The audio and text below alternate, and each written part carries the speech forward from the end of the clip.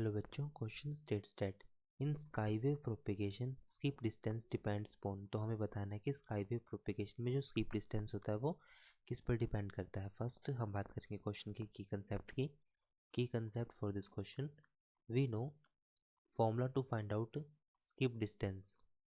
सो यहाँ पर जो वैल्यू होगी हमारे पास square root of F square divide by F C square minus one, जहाँ पर एफ सी हमारे पास क्रिटिकल फ्रीक्वेंसी है, एफ हमारे पास नॉर्मल फ्रीक्वेंसी है। As the wave traveled from lower portion, it start forming an angle. Lower angle start increasing as frequency start to increase and return back from the ionosphere in the shorter duration in beginning. तो इसमें हमारे पास जो critical frequency होगी वो wave होगी, जैसे हमारे पास कोई भी वेव होगी वो आयनोस्फीयर से रिफ्लेक्ट करके वापस आती है, तो जिसको हम स्काई वेव प्रोपेगेशन में यूज़ करते हैं।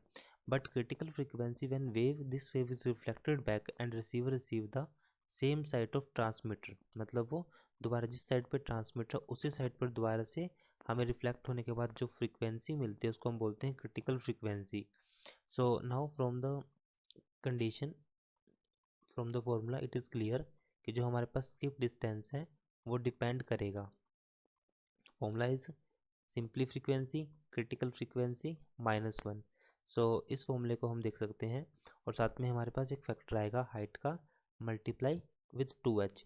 तो जो फैक्टर्स हमारे पास होंगे, फैक्टर्स मीन्स एफ हमारे पास क्या है, frequency of EM wave transmitted, F C हमारे पास है क्रिटिकल फ्रीक्वेंसी, और एच हमारे पास है height of the layer above the earth surface. तो तीनों पॉइंट पर